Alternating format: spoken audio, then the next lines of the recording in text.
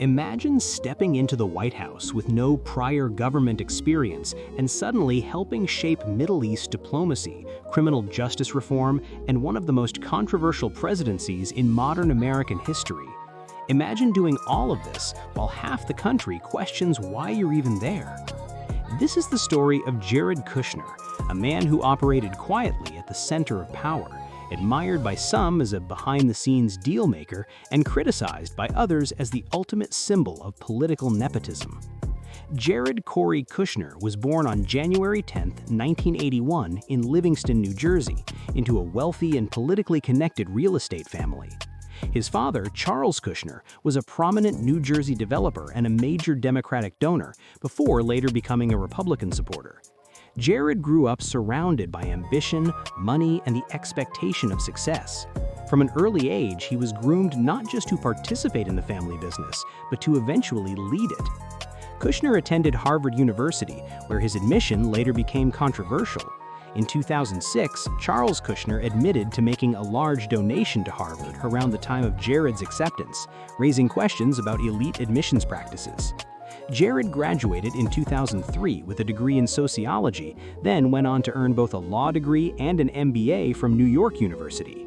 In 2005, everything changed. Charles Kushner was convicted of tax evasion, witness tampering, and illegal campaign contributions. He was sentenced to federal prison. Jared suddenly became the de facto leader of the Kushner family empire. It was a trial by fire. Jared took over Kushner companies, managing billions in real estate assets. He moved quickly, projecting calm control while rebuilding relationships damaged by his father's conviction. In 2007, he made what would become his most famous and controversial real estate move, purchasing 666 Fifth Avenue in Manhattan for $1.8 billion at the height of the real estate market. The deal was heavily leveraged and later became a financial burden hanging over Kushner's career for years.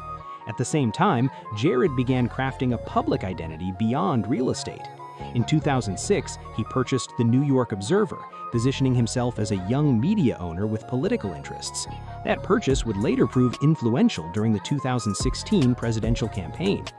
In 2009, Jared married Ivanka Trump, daughter of real estate mogul and future President Donald Trump.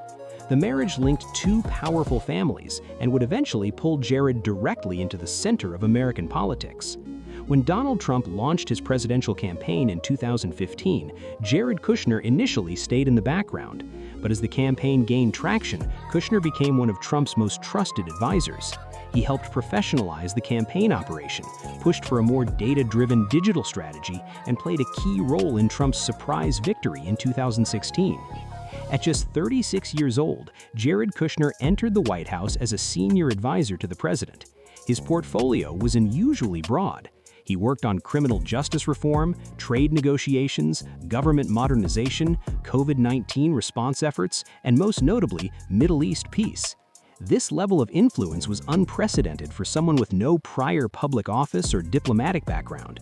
Immediately, critics raised concerns about conflicts of interest, security clearance issues, and the concentration of power within the president's family. Kushner initially struggled to obtain a permanent top-level security clearance, reportedly due to omissions in his disclosure forms. The clearance was eventually granted, but the controversy lingered. Despite the criticism, Kushner became deeply involved in foreign policy. He developed close working relationships with leaders in the Middle East, particularly in Israel and the Gulf states. Drawing on his family's long-standing connections and his own quiet, analytical style, Kushner positioned himself as a behind-the-scenes negotiator. His most significant achievement came in 2020 with the Abraham Accords, a series of agreements normalizing relations between Israel and several Arab nations, including the United Arab Emirates and Bahrain. The accords marked a historic shift in Middle Eastern diplomacy and were widely praised across party lines. While the agreements did not resolve the Israeli-Palestinian conflict, they redefined regional alliances and reduced long-standing hostilities. For supporters, the Abraham Accords represented proof that Kushner was an effective, results-oriented dealmaker. For critics, they were an exception rather than the rule in an administration marked by chaos. Domestically, Kushner also worked on criminal justice reform, contributing to the passage of the First Step Act in 2018.